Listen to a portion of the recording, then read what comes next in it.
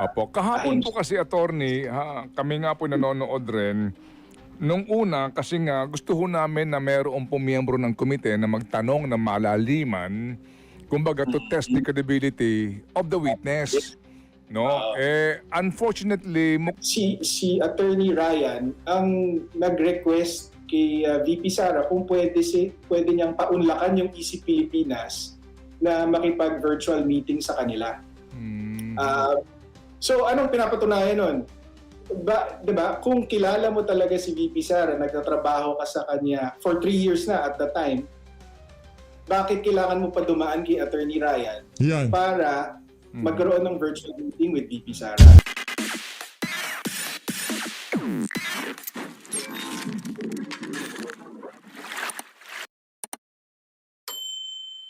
Hindi, ito lang naman ho kasi ang basa ko dito kay Manong Ted Filon. Tila bagang hindi ho siya kumbinsido doon sa testimonya nitong si Ramil Madriaga doon sa hearing kahapon dyan sa Injustice Committee. Interview ho niya dito kay Attorney Panelo ang ating pag-uusapan dito sa video na to. Grabe, tagal na ho nating hindi nakukontent itong si Manong Ted. No? Ilang buwan na rin nung nakakalipas simula nung huli nating nakakontent yung mga video niya dyan sa Ted Filon and DJ Chacha. Pero naku, napakarami ho ngayong balita. No? Kaya wag ho kayo magpabudol, especially sa mainstream media. Talaga nagpapakalat ho sila ng kung ano-anong naratibo na talagang magkakilala, close ng mga Duterte itong si Ramil Madriaga. Kahit sino hong magsalita na sa circle ng mga Duterte, wala ho talagang koneksyon itong mama na to sa mga Duterte, lalo na dito kay dating Pangulong Rodrigo Duterte. Heto, rekta ho tayo kay Manong Ted Filon. Game! Thanks for having me. Apo, salamat sa panahon. Attorney, inyo pong napanood, inyo pong malamang nabasa yung kanyang supplemental affidavit na binasa po nitong si Sir Ramil Madriaga. Anong inyong reaksyon? Reaksyon, hindi nakakagulat na puro kasinungalingan na naman ang sinabi niya dahil alam na namin to nung unang affidavit niya pa lang, na patunayan na natin dun sa filing ng perjury complaint na wala silang personal or professional relationship nitong ni VP Sara at kumpleto po tayo sa ebidensya para patunayan ito. Kaya kahapon, alam natin kung may idadagdag siya, kasinungalingan Kasinungalingan, din. yan. Mapapatunayan din namin sa tamang panahon na false ulit. Oo. Attorney, doon po sa magkakilala sila, meron siyang mga inilabas na Yeah. mga, kasi may video greetings, happy birthday, no? Opo, isa yun. Oo. And then meron din pong mga event, no? Kasi kung picture lang naman, madali yun kahit na sino pwede magpa-picture. Pero yung pong sinasabi na sa buo daw po na testimonya ni Madriaga, sa iba ang napatunayan lamang niya na sila ay magkakilala ni VP Sara kasi sa mga pictures at sa video. Ano po masasabi niyo doon? Unang-una dun sa birthday greeting, no? Tingin ko nga, yun ang nagpapatunay na hindi sila magkakilala. Kasi kung tunay kayong magkakilala, sabi niya, 2018 pa lang, magkakilala na sila, nagtatrabaho na siya para kay VP Sara. Hindi mag-greeting ng ganun si VP Sara, yung parang fan sign na greeting. At saka nakausap na rin po natin yung kumukuha ng video sa opisina ni VP Sara, itong mga birthday greeting. At handa po siyang ipakita kung gaano po kadami ang birthday greetings na yan na sabay-sabay binidyo ni VP Sara para dun sa mga... Pakita na ho natin yung sandamukal na birthday greeting na sabay-sabay naging greet nitong si Vice President Sara Duterte. Teka lang ho alam ko naitabi ko yun Naitabi ko ba? Parang hindi ata. Hindi ko ata naitabi. Check ko lang. Mabilis lang ho para ika nga ngayon pa lang na sasagot na ho natin ang mga kabalbalan nitong si Ramil Madriaga. Marami ho yun Nakita ho natin yung mga daming fan sign nitong si VP Sara, no? Ilinabas sabay-sabay. Hindi ho natin makita. Hanapin ko, ipapakita ko sa inyo sa susunod na video. Supporters na nag-request ng greetings na hindi naman niya kilala talaga. Pati na the fact na yung mga greetings na gano'n, para lang yun dun sa mga hindi niya kilala. Kasi yung mga kaibigan niya or katrabaho niya, syempre tatawagan niya na lang yun or pupuntahan niya. Hindi ko na. Tapos itong mga virtual meetings naman, syempre virtual meetings kasi Yan si DJ Chacha, madalang lang sumang-ayon yan pagka merong ini-interview. Bihirang-bihira, madalas so tayo nanonood yan. Kaya yan, pagka sumasang-ayon, talagang matindi-tinding pangumbinsi pa ang kailangan gawin. Ito sinungaling na Madriaga na to. ang totoo lang sa sinabi ni Madriaga kahapon is binuo niya itong Easy Pilipinas na campaign or volunteer support group na sumuporta sa kandidatura ni VP Sara noong Yun. 2022. Ngayon, pero yung support groups po na yan, napakadami po niyan. So, hindi po yan kilala lahat ni VP Sara. At saka, while true na siya po ang bumuo ng Easy Pilipinas, hindi po totoo na inutusan siyang buuin yan or na pinondohan siya either ni VP Sara or ni Pangulong Duterte. Ano pong pruweba natin? Ang pruweba po natin ay isang text message mula kay Attorney Ryan Kilala na nakilala ni VP Sara sa San Sebastian Law. Fourth year law student noon si VP Sara. Ito naman si Attorney Kilala ay Associate Dean ng San Sebastian Law. Si Attorney Ryan ang nag-request kay VP Sara kung pwede niyang paunlakan yung Easy Pilipinas na makipag-virtual meeting sa kanila. So anong pinapatunayan nun?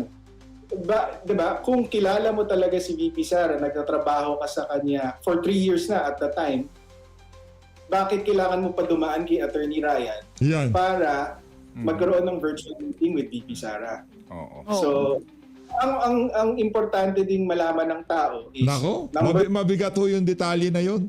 Mabigat yung detalye na yun na ilinabas nitong si Attorney Panelo, no, na nagkaroon pa ho pala ng middleman. Hindi ho pala direktang nakipag-ugnayan itong si Ramil Madriaga dito kay VP Sara. Grabe mga kasinungalingan niya, no. Kailangan pa ho niya itong si Attorney Kilala bago ho niya makilala itong si VP Sara. Palakpakan. Galing talaga nitong si Attorney Panelo. Mahusay na abogado. Number one, nasa perjury complaint na po yan. Na final namin nung Marso pa sa Office of the City Prosecutor of Taguig. But more importantly, Manong Ted, yung perjury complaint na yan, all 340 pages of it, kasama lahat ng supporting testimonies and documentary evidence. Nasa House Justice Committee din yan kasi binigay yan sa kanila kasama nung answer ad cautelam ni VP Sara. So alam po nila lahat ng ebidensya laban kay Madriaga, nagbubulag-bulagan po sila. Aray ko. Yes po. Attorney, kahapon din po sa naging affidavit nitong si Madriaga, ito yung... Si Manong Ted, mahilig sa follow-up yan eh. Pagka meron medyo dispalinghado dyan, na pagsagot mo dyan, talagang ipa-follow up ang kaya na talagang mawiwindang ka na lang, di mo malaman kung saan nanggaling yung mga tanong na yun. Pero base sa ating nakikita dito sa interview na to, marami pa kung kailangan pangungumbinsi na gawin itong si Ramil Madriaga kasi base ho sa ating nakikita at naririnig, hindi ho naniniwala sa mga kabuktutan niya ang sambayan ng Pilipino. Kung pumukaw sa atensyon ko, meron siya sinasabi na ginamit siya noong termino ng dating Pangulo para maging dummy sa paglilipat po nitong malalaking halaga ng pera. Yeah. And then pumayag Yes. din po siya, pumirma siya nitong waiver for the bank secrecy rights. Kayo po ba sa kampo dyan ni VP Sara, very confident kayo na kahit ipakita itong mga bank transactions nitong si Madriaga, wala siyang mapapatunayan na koneksyon sa mga Duterte? Oo, DJ Kwacha, kasi ano bang sinabi niya? Ginamit daw siyang dummy, tapos yung mga bank accounts pinangalan daw sa kanya. So kapag nag-sign ka ng waiver, anong mapapatunayan mo? Ang mapapatunayan lang doon is nasa pangalan nga ni Madriaga yung accounts at kung ano yung laman ng mga accounts at labas-pasok. Pero whether makokonekta mo yun kay Pangulong Duterte or kay VP Sara, paano mo papatunayan yun? Hindi naman makikita yun sa Sa bank account. transaction document. Sa statement of account mo, for example, DJ Chacha, sa statement of accounts natin. Yan. Yung labas-pasok ng pera, meron, pero kung kanino galing, hindi naman pinapakita. Oo. Hindi. So, kahit pa ipakita ito sa publiko, kayo po ay confident na walang lalabas doon, na kahit may mga sinasabi niyang milyong pisong halaga na nandun sa bank account niya, hindi ito nanggaling sa kahit anong bank account ni VP Sara o ng dating Pangulo. Tama po. Gimmick lang po yan, yung bank waiver na yan, kasi wala talagang mapapatunayan.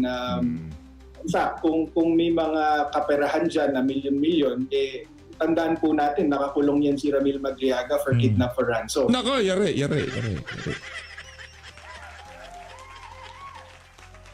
Hello ko na. Sorry, boy. Yun po ang negosyo ng mamang yan. So kung may kaperahan doon, baka yun proceeds po ng kidnap for ransom. Oh. So, ano ang reaksyon po ng kampo ni VP Sara doon naman sa sinasabi na plano na pag umano nga ay babaksakin si Marcos Jr., pati nga kay Trillanes, kaya si Trillanes po, si former senator, ay imbitado sa next hearing? Yun nga po considering the source, hindi po kami naniniwala at tingin ko mapapatunayan din pong nagsisinungaling siya tungkol sa mga bagay na yan. Kasi so far, kasi siyempre nag-monitor tayo buong araw. Right after, may mga tumatawag na mga gustong tumulong. Pero so far, sa mga nakausap ko na malapit na tao kay Pangulong Duterte, wala silang kilalang Ramil Madriaga. Oo, kasi nga po.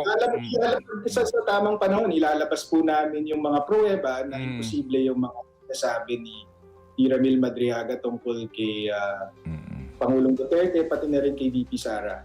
At yun kasi yung problema kay Ramil Madriaga, problema ng kampo nila at regalo naman sa amin is wala silang katibayan dun sa mga mabibigat na paratang.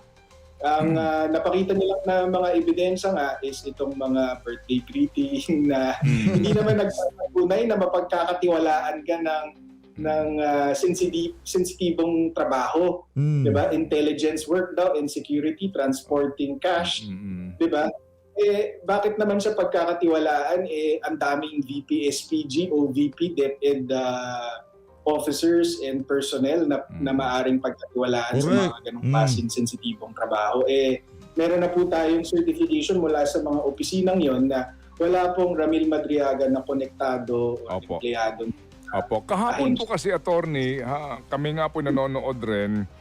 Nung una, kasi nga gusto ho namin na mayroong pumiyembro ng komite na magtanong ng malaliman, kumbaga to test the credibility of the witness. No, unfortunately, mukhang may panuntunan sila doon na clarificatory questions lang. Yan. Alam niyo 'yon? Ano ang inyong reaksyon doon sa ganung pong uri ng sistema na parang hindi mo man lang matest yung kanyang kredibilidad? Opo.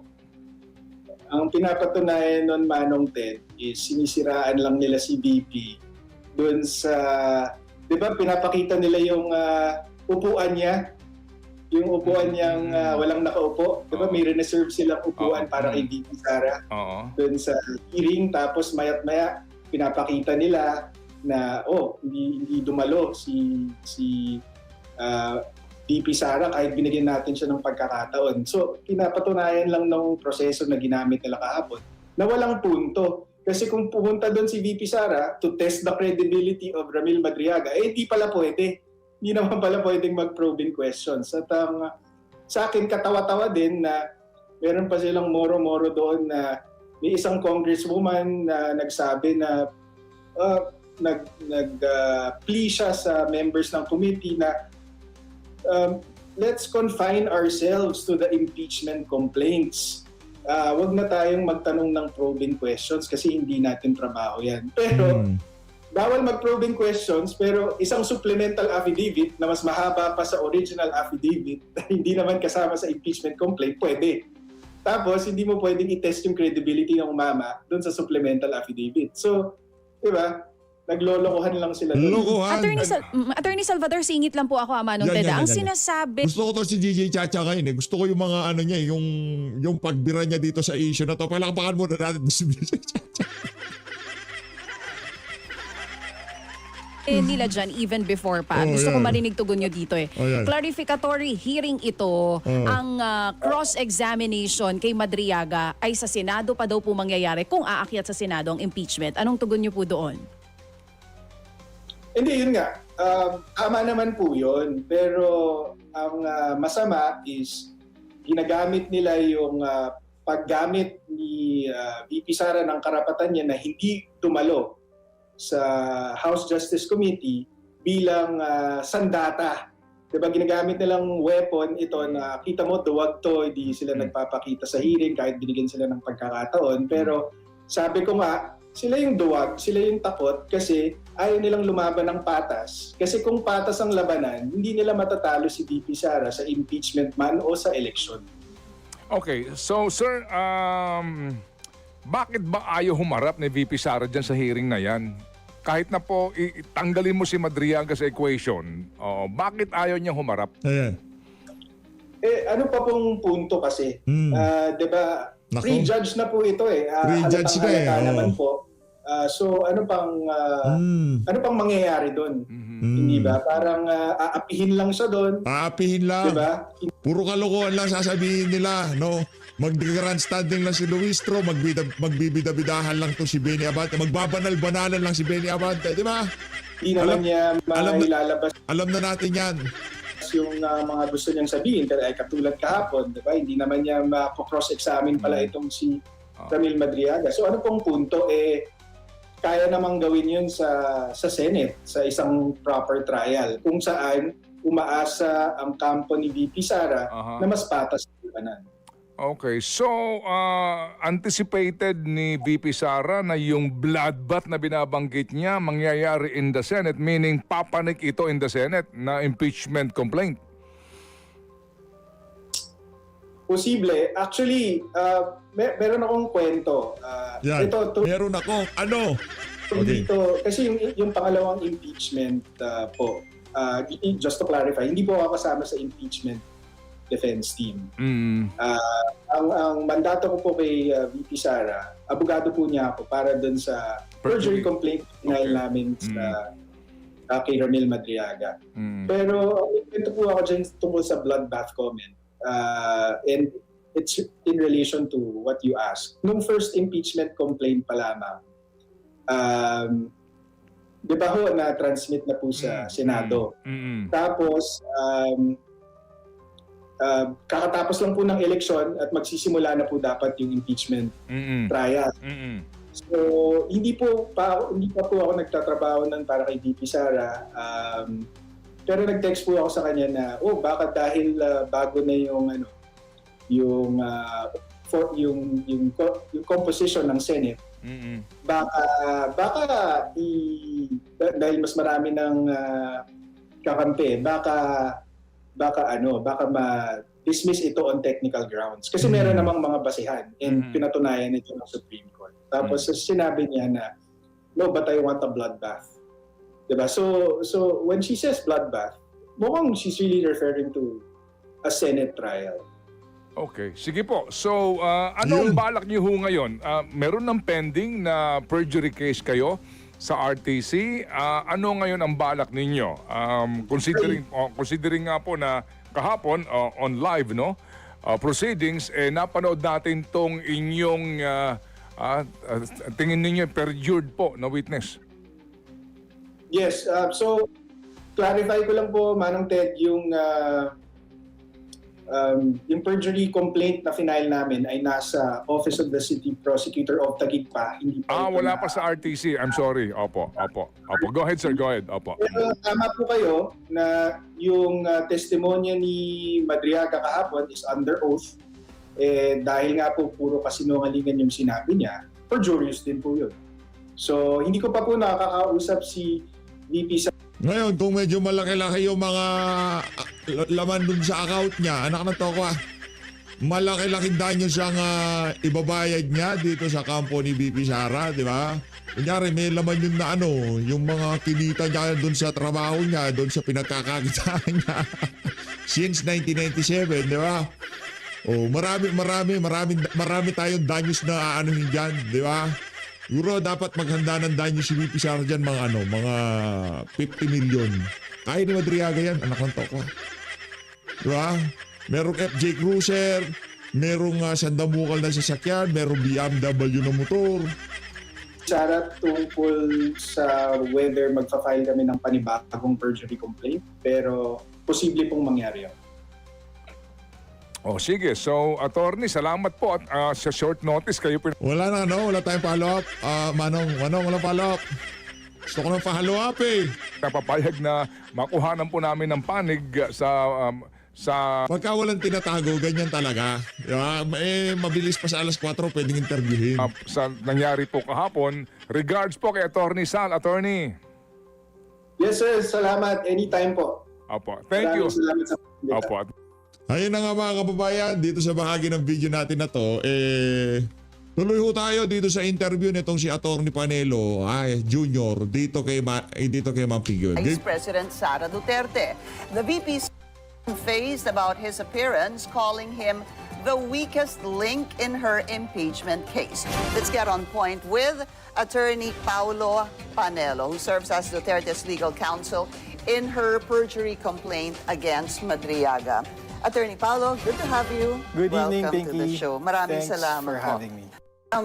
Perfect time because as I mentioned a while ago in my introduction, may bago po kasing balita na nagsulat po for context si Ramil Madriaga. It was how many pages? I don't know if it was Three. 3 pages. 3 pages. Handwritten.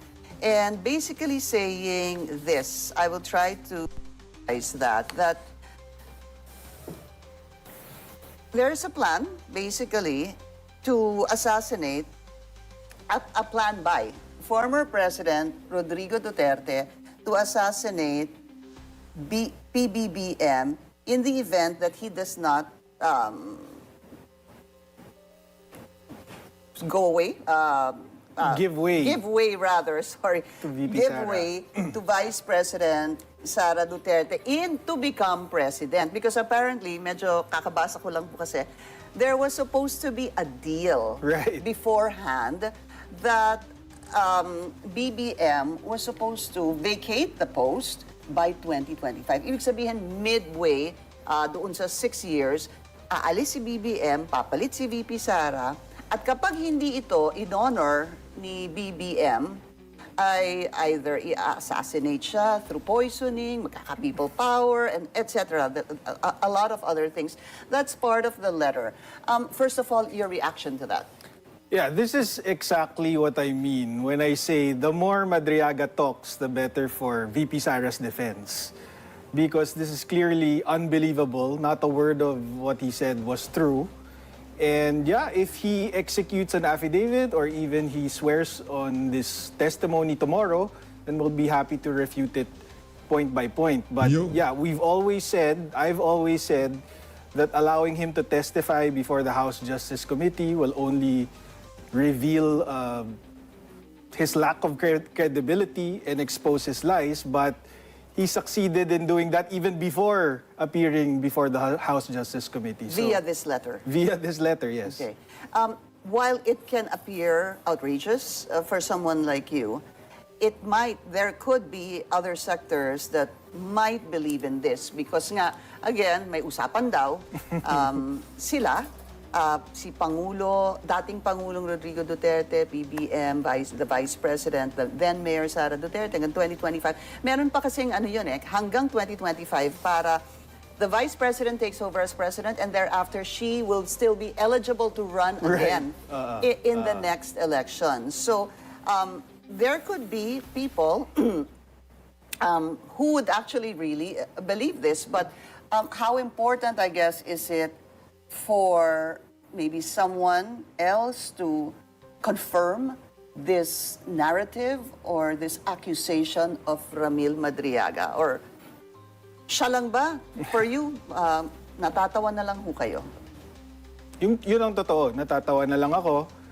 Hindi naman magiging mahirap para makakuha ng mga testimonya kahit nga mismo dun sa mga nabanggit niya, like si Senator Amy Marcos, binanggit ni Ramil Madriaga, nakasama daw sa meeting na yon.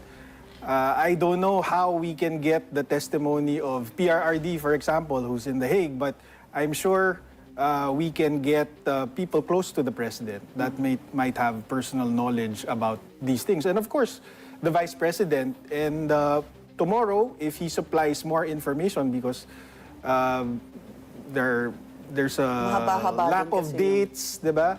And specific details, if he supplies that, then we'll definitely use that to dismantle his lies. What do you think of the timing of this letter hours before him supposed to appear during the hearing of the... Wala bang press con ngayon si Anticlear? Ay, nahanap ko eh. Teka lang ha, tignan natin. Kung meron siyang press con, isi-segue na natin kagad yun, ha? Ito kasi si Anticlear eh. Dapat ngayon siya sana nag-press con kasi ngayon ko pinakakailangan ng tugon nila. Kasi si Marcos Jr. alam daw ho niya yung mga kasinungalingan na yun itong si Ramil Madriaga. Naku, walang press con. Tatago si House Ante. Justice Committee? Tatago si Ante. I think it's perfect timing, to be honest. Kasi we're talking about two things, really. Ayun. Meron nung si Anticlear. Mamaya. Legal and public perception. In terms of legal, this is perfect timing because this just shows how incredible his testimony is and how outrageous the claims of Madriaga is. For example, kahit lang yung sinasabi niya na he gives advice to the former president. In 2018, he must have been a politician already for over 30 years. To give advice? And then you want us to believe na a career criminal like Ramil Madriaga gives advice to the former president. So, doon pa lang parang hindi nakapani-paniwala. Public perception-wise, this is something, of course, that we have to contend with. Sabi mo nga, baka may mga maniwala. But that's why we're granting these interviews. We are sharing with the media our evidence against Madriaga to show that he's a fraud. I said there will be individuals or sectors who could believe this story of Ramil Madriaga. In fact, one of the differences rather, would be a fairer statement from the last impeachment to this impeachment is Ramil Madriaga. Di ba? Kasi wala naman siya during the impeachment, the first impeachment against the vice president. Siya yung parang bagong mas naisama dito sa impeachment that they're talking about right now. All right, so you want to hear what he will probably say tomorrow so that you were saying you can answer this point by point. But Yes. you've read the whole letter, those 3 pages. Yes, I have. Okay? And Yun pa lang, how would you refute that? so, for example, I think it's pretty common knowledge that it's President Marcos and Senator Amy that tried to convince VP Sara, not the former president, to run as... I think initially Senator Amy said that they were hoping that VP Sara would run for president and that BBM would run as her vice president. Pero in some miracle, she agreed to slide down to vice president. So doon pa lang labo-labo na yung storya ni But yun yung Madriaga. story ni Ramil Madriaga. Yan yung basically, yan yung nakasulat dyan sa letter na they were able to convince the Sara Duterte, para lang hindi magulo, na maging VP ni BBM. No, That is the letter of that's Ramil. what Senator Amy was saying in an interview. They tried to convince initially Sara to run for president, hoping that she would pick BBM as her vice president. But late in the game, vice president agreed to slide down to be BBM's president. Yeah. Other parts of the letter that you can remember? It doesn't make sense to have a term sharing agreement. I don't think even BBM will admit to that, quite frankly. If he does, You mean admit to that or accept that? no, admit Admit, to okay. admit to a term sharing. Yeah.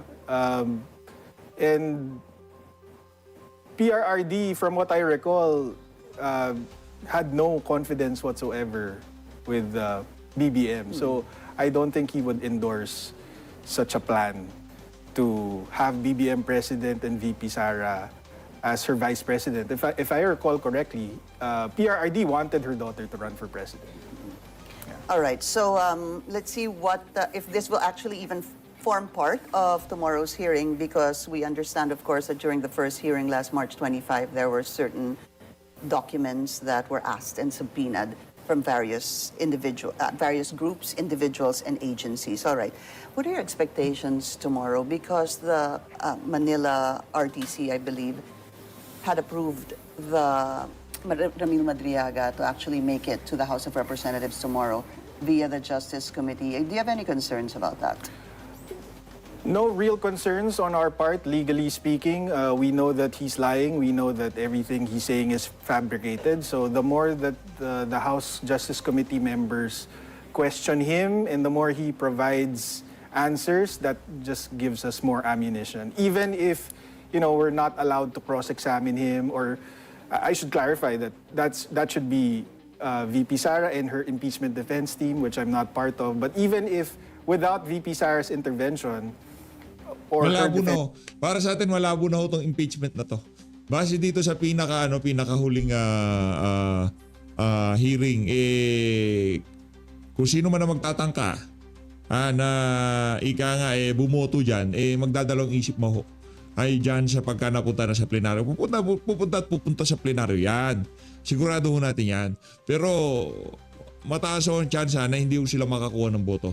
Mantakin nyo mga kababayan, paano kayo kukuha ng boto sa mga colleague nyo dyan sa House of Representatives kung ganyang klaseng witness ang hiharap nyo sa Senado? Diba napakalaki yung kalokohan nun? team, we're confident that eventually, in the proper forum, which looks like the Senate, mababasag namin yung testimonya niya.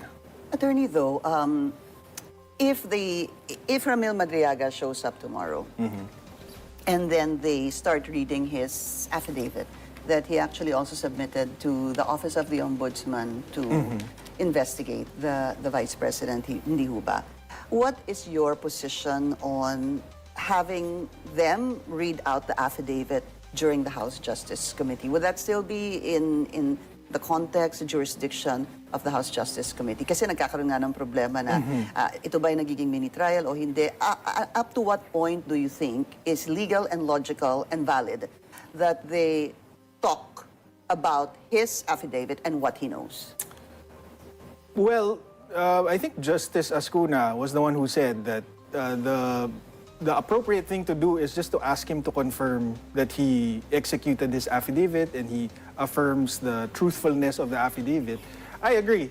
That should be the end of it. But again, if they want to get him to talk more, that's good for us. I truly believe that. Why are you so confident about that? Apart from what you're saying, of course, in your words, he's lying. Yeah, because we prepared the perjury complaint. We assisted Vice President Sara prepare this perjury complaint. We also helped prepare the 7 supporting affidavits corroborating her testimony. We secured all of these certifications and other documentary evidence. So our confidence is sky high. We know that this guy is lying. So whatever he says tomorrow, we know are also lies. Okay. Ang sinasabi po ni Ramil Madriaga is that he worked for first President Rodrigo Duterte back then, introduced by then Congressman Goles. Si Congressman Goles daw ang nag-introduce kay Ramil Madriaga kay dating Pangulong Rodrigo Duterte.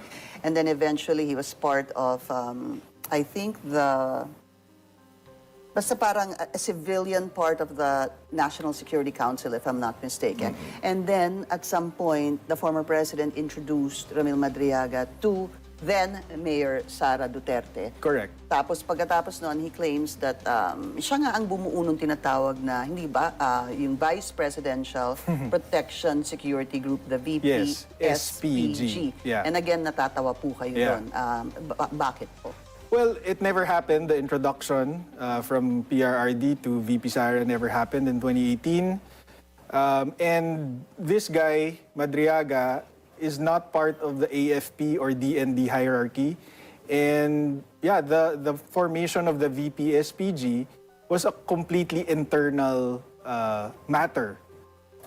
within the AFP and the DND, yeah. and the DND, and it just doesn't make sense for an outsider like Madriaga, who has a criminal record, to have such influence to be able to form this VP-SPG group. But aside from that, we have testimonies from the two former PSG commanders of the PSG, and even the VP-SPG commander, former VP-SPG commander La Chica, and they say they don't know this guy. So it's really impossible yung mga pinaparatang niya.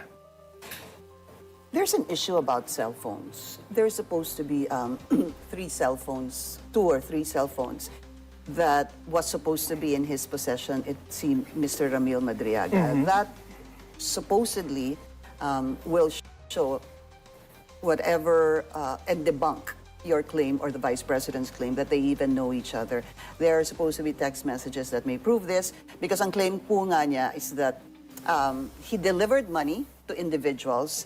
Are you concerned about these cell phones? Do you know anything about these cell phones? Did you ask the Vice President about what could be the contents, or what could possibly form part of those cell phones? VP Sara has never had any communication with this guy. Their interaction was limited to the campaign. There were Zoom meetings with ISIP Pilipinas and other parallel support groups, but these were never one-on-one intimate meetings. These were meetings with campaign groups during the pandemic. So necessarily it would have been virtual meetings. And then there were also instances where they would meet in campaign spots. For example, there's this one instance in Matnog, Sorsogon. This was even before the campaign, but VP Sara was going on this motorcycle caravan. She was going around the country before the election period started. And ISIP Pilipinas, including Ramil Madriaga, knew that she was going to be there, so inabangan nila.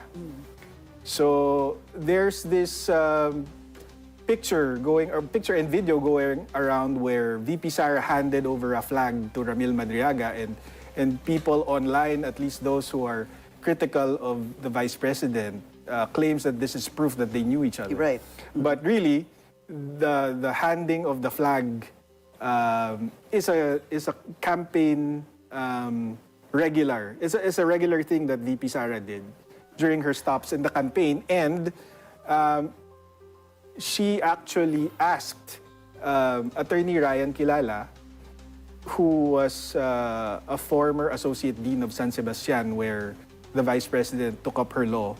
And supposed to be Ramil Madriaga too, right? Ramil Madriaga's friend, itong si Attorney Ryan Kilala. So hindi kilala ni VP Sara si Ramil Madriaga. Ang kilala niya, si Attorney Kilala. Attorney Ryan Kilala. Siya yung nag-organize nung Si Attorney Kilala. nung first Zoom meeting, and in that instance, tumawag si VP Sara to Attorney Kilala. Sinabi niya, nadaanan ko yung ISIP Pilipinas dito sa Matnog. Who do I go to thank? Sinong papasalamatan ko dito? So, si Ryan Kilala, sinabi niya, si Ramil Madriaga. All right, hold that thought, sir. We just need to take a very short break. We'll continue our Panelo, who serves as the Vice President Sara Duterte's counsel in her perjury complaint against Ramil Madriaga. Let's continue on with what you were saying. So, tinawagan po ni VP Sara si Attorney Kilala. Yeah. Galing po silang, they were both law students in... Si VP Sara, nakilala niya si Attorney Ryan Kilala sa San Sebastian. At that time, VP Sara was a 4th-year student in San Sebastian, and Attorney Kilala was Associate Dean As of dean San na siya, Sebastian. okay. And then, sinabi po niya na... they kept touch over the years, and then si Ramil Madriaga, binuo niya tong ISIP Pilipinas, but hindi niya kilala personal si VP Sara, so Ramil requested Attorney Ryan to facilitate this first virtual meeting with VP Sara, and I think that happened in October 2021.